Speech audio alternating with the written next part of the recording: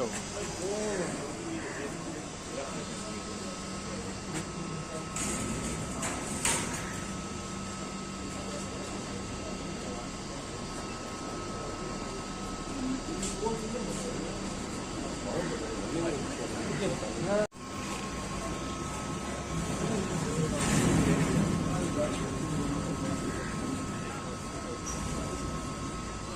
क्या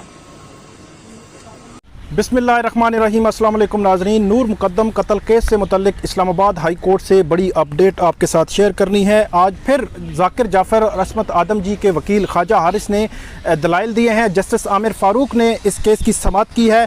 10:51 पर यह समाअत शुरू हुई और 11:53 पर 1 घंटे पर मुहित ये समाअत थी। बड़े अहम सवालात उठाए हैं। गुज़श्ता रोज़ भी उन्होंने सवालात जो उठाए थे आपके सामने रखे थे, उसके चीदा पॉइंट, उसके बाद जो आज की समाअत का अहवाल आपके सामने रखूंगा। इसी के साथ उस्मान मिर्ज़ा केस पर भी एक बड़ी पेशरफ्त है, वो भी आपके सामने रखेंगे।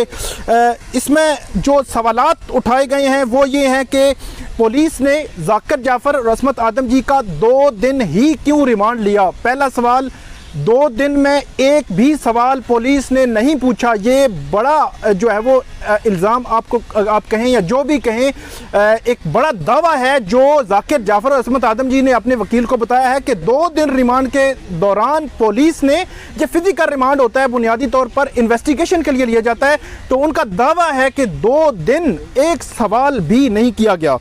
इसके अलावा पुलिस को इतला किसने दी, फिर आज सवाल उठाया गया। इसके अलावा जो पिस्टल वाला जो मामला था कि जाकिर जाफ़र का जो पिस्टल ज़ाहिर जाफ़र ने इस्तेमाल किया, उस पर एक अलग जो है वो मुकदमा, उसकी हैसियत पर भी सवाल उठाया जो उनके वकील हैं ख्वाजा हारिस।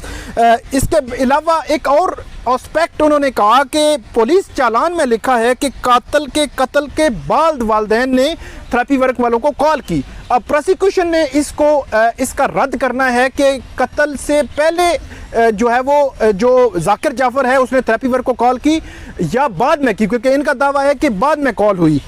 इसके अलावा जो आज की जो समाअत थी उसमें सिर्फ ख्वाजा हारिस ही 1 घंटे तक बोलते रहे। जज साहब ने कुछ सवालात किए। जो उनके वकील हैं शाह खावर शौकत मुकद्दम के, वो आज मौजूद नहीं थे, सुप्रीम कोर्ट में वो मसरूफ़ होने की वजह से नहीं आए। उनके साथी वकील मौजूद थे, अब्दुस्तार खान जो तफ्तीशी अफसर है वो, इसके अलावा शौकत मुकद्दम जो मुद्दई हैं वो कमरा अदालत में मौजूद थे। आज की समाअत का अहवाल अगर आपके सामने रखा जाए तो आज जब समाअत शुरू हुई तो जो ख्वाजा हारिस हैं उनकी जानिब से आज के केस में दलाइल शुरू किए गए और जो चालान था उस चालान को पढ़ा। जो ख्वाजा हारिस हैं उन्होंने कहा कि पहले हम चालान को पढ़ लेते हैं कि इस चालान में कौन कौन सी अहम चीज़ें हैं, कौन कौन से अहम नुकात हैं, उनको जो है वो अदालत के सामने उजागर करना ज़रूरी है।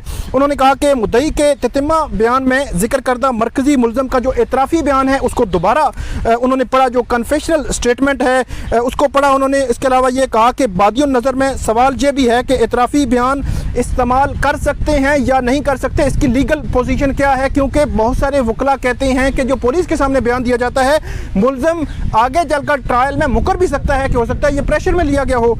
इसके अलावा जो ख्वाजा हारिस है उन्होंने कहा कि हमें देखना है कि पुलिस के सामने बयान देने वाले जो बयान है उसकी हैसियत क्या है, बयान से मुतल्लिक जो है वो ऐसा अदालत ने ही पूछा कि आप उसको ऑन करते हैं या नहीं करते। तो इस सवाल का जवाब भी बिल्कुल क्लियर अल्फाज में अभी आना बाकी है कि जो ज़ाहिर जाफ़र ने पुलिस के सामने बयान दिया उस बयान को इसके वालिदैन के वकील या वालिदैन जो है वो ऑन करते हैं या नहीं करते, क्योंकि इसका फेट जो है वो ज़ाहिर जाफ़र का अपना बयान ही क्लियर करेगा कि वो क्या कहता है इसके हवाले से। और यकीनन वो क्योंकि 164 का बयान हुआ नहीं है मजिस्ट्रेट के सामने, तो ट्रायल में ही सामने आएगा इसका मैटर। इसके अलावा उन्होंने ये भी कहा कि रिमांड में एक सवाल भी नहीं पूछा गया। चालान में जो कुछ इन्होंने लगाया है इसमें नहीं बताया कि पुलिस को इतला किसने दी, ख्वाजा हारिस ने कहा। इसके अलावा मतलब वो मुख्तलिफ आरा जो है उन्होंने जिक्र कर दी। उन्होंने बताया एक और बड़ी अहम जो चीज़ जो वो है ट्रांसक्रिप्ट जो है ये बहुत इंपॉर्टेंट चीज़ है। 2 चीज़ें जो है इसकी बेल का फेट डिसाइड करेंगी। एक है ट्रांसक्रिप्ट कि जाकिर जाफ़र ने जो ताहिर जो इनके थेरेपी वर्क वालों से जब बात की उसका ट्रांसक्रिप्ट क्या था, क्या बात हुई, या जाकिर जाफर की अपने बेटे के साथ बात क्या हुई। ये तो है कि इस वक्त कालें हुई, तो ट्रांसक्रिप्ट बड़ा इंपॉर्टेंट है। अगर ट्रांसक्रिप्ट जो है वो साबित नहीं होता तो फिर भी मेरे ख्याल में ये चीज़ें जो है अक्यूज़ के हक में जा सकती हैं। इसके अलावा 4 कॉल्स का जिक्र किया, 2 बजे, 3 बजे, उसके बाद 6 और 7 बजे, जो जाकिर जाफर ने ज़ाहिर जाफर से उसका रब्ता रहा। पुलिस का मौक़िफ़ है कि अगर जाकिर जाफर पुलिस को बता देता तो कत्ल ना होता। पुलिस कहती है इन कॉल्स की बुनियाद पर हम कहते हैं कि इन वालिदैन को मालूम जो है वो मालूम हुआ था। क्या इस वाक़या से मुतल्लिक बात की गई है या कोई और वाक़या है, मतलब ट्रांसक्रिप्ट क्या है, ये मतलब उनके वकील ने एक नई जो है वो बात निकाली है कि बात क्या हुई, इस वाक़या से मुतल्लिक हुई या नहीं हुई। इसी के साथ आगे अगर बात करें तो ख्वाजा हारिस ने जब भी कहा कि थेरेपी वर्क वालों की तरफ से पुलिस ने कहा कि उनको सबूत मिटाने के लिए भेजा गया। ट्रांसक्रिप्ट का वाला वो हवाला उन्होंने दिया। उन्होंने कहा जी फ़र्ज़ नहीं किया जा सकता कि क्या कहा गया कॉल पर, क्योंकि आप क्रिमिनल चार्ज जो है वो किसी के ख़िलाफ़ लगाने जा रहे हैं और ट्रायल में भला जो है हमें सज़ा हो जाए इस केस पे, लेकिन ट्रायल में ये डिटरमिन होना बाकी है। ज़मानत की स्टेज पर हमें हमारी ज़मानत बनती है, वो ज़मानत हमें जो है वो मिलनी चाहिए। इसके अलावा उन्होंने ये भी कहा कि जाकिर जाफर असमत आदम जी जब पुलिस स्टेशन गए, जो गाड़ी लेके गए तो गाड़ी भी पुलिस ने कब्जे में ले ली। अगर इतना कुछ इनके पास था तो आमना सामना क्यों नहीं करवाया गया, सवालात क्यों नहीं पूछे गए। मतलब 2 रोज़ा रिमांड लिया, उनका दावा है एक सवाल नहीं पूछा गया।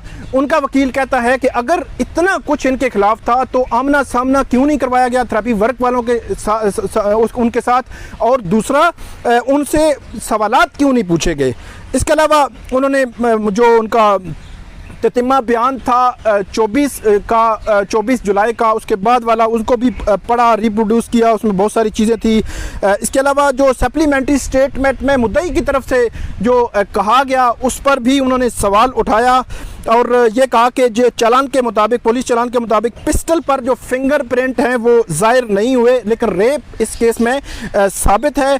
20 रोज़ के बाद, क्योंकि थेरेपी वर्क वाले और जो माली हैं इनको काफ़ी दिनों के बाद जो गिरफ्तार किया गया, उनकी भी निशानदेही की। इसके अलावा उन्होंने कहा कि जो पुलिस चालान के मुताबिक ज़ाहिर जाफर अपने वालिदैन से रब्ते में था, वालिदैन से क्या बात हुई मैं मफरूज़े पर बात नहीं हो सकती। प्रोसिक्यूशन के मुताबिक वालिद ने लाश टिकाने वाली थेरेपी वर्क को भेजा, बगैर किसी सबूत के ऐसा इल्ज़ाम नहीं लगाया जा सकता, ये उनके वकील ने दावा किया है। इसके साथ उन्होंने कहा कि ज़ाहिर जाफर के पास जो पिस्टल था वो लाइसेंस जो है शुदा पिस्टल था, तो उस पिस्टल के हवाले से अलग से कार्रवाई भी अभी जो है वो समझ से बालातर है। आज की जो समाअत थी उसमें मुख्तलिफ केसेस के हवाले भी दिए हैं ख्वाजा हारिस ने, और जो कल जी अपने दलाइल जो है वो ख्वाजा हारिस जारी रखेंगे और 20 सितंबर को जो इनके वकील है शाह खावर इस केस में अपने जो है वो दलाइल देंगे और उसके बाद इस केस का जो फैसला जो है वो आएगा। अब देखते हैं कि क्या फैसला आता है। दूसरा मामला है उस्मान मिर्ज़ा का। उस्मान मिर्ज़ा के हवाले से अब ये खबर आई है कि उस्मान मिर्ज़ा और उसके साथ जितने भी मुल्ज़मान हैं तमाम के लिए 28 सितंबर की तारीख मुकर्रर कर दी गई है, जिन दिनों चार्ज फ्रेम होगा तमाम मुल्ज़मान पर।